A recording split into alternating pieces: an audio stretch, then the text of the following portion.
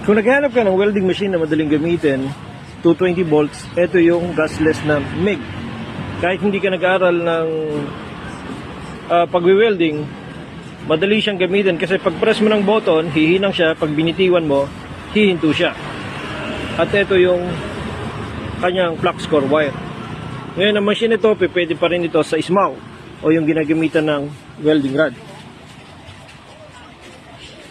Tetestingin ko ito ngayon para pagdating sa customer ay wala ng problema. Ang naka-install na wire ngayon is 1.0 mm. Palalabasin natin dito siya. Ngayon, pwede pa rin siyang gamitan ng 0.8 mm na flux core wire.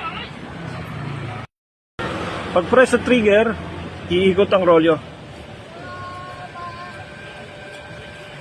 Hanggang yan, pag lumabas na yan, pwede mo nang ilagay itong tip niya.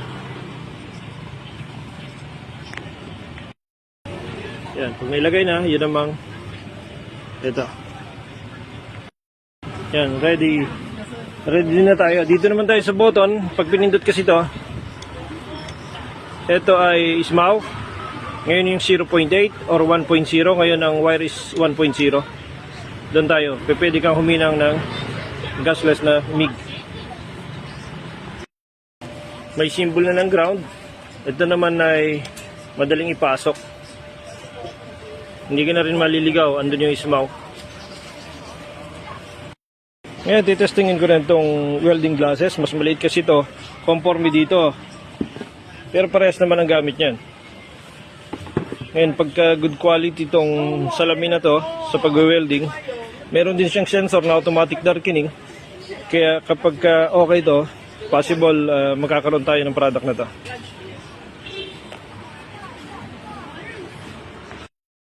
Ang adjustment ng brightness niya ay dito. Kapag isinagad mo siya, mas lalong madilim. Ngayon, pag itinulak mo doon, maliwanag. Masakit sa mata kapag sobrang liwanag. Kaya dapat mas madilim para hindi sumakit ang mata. Ito yung tsura niyan kapag suot.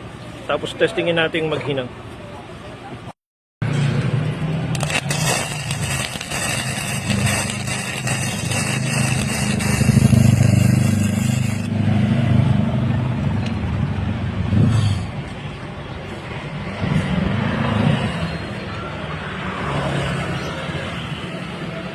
Ngayon, kung ipo-full weld mo siya, kung gagawa ka ng full weld, kailangan continuous yung pag-handle mo ng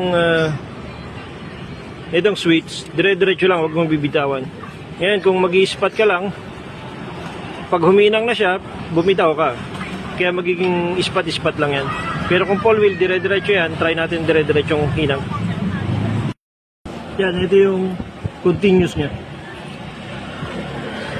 Huwag ka lang bibitaw, dire-diretso yan kung magpo-full weld ka.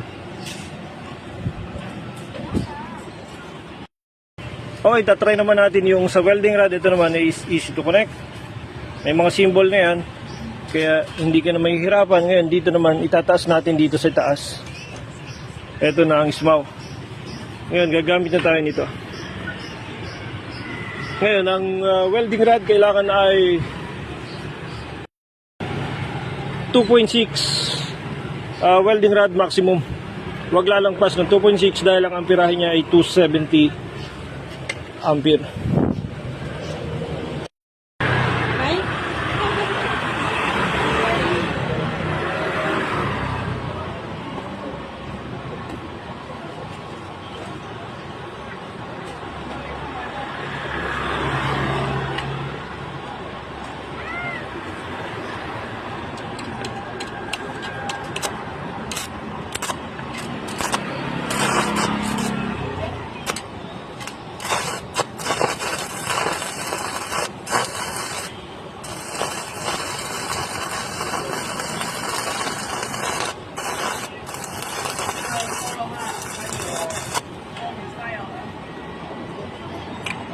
Ganda ng nakasalamin, continuous yung trabaho, dalawang kamay, nagpapaksyon.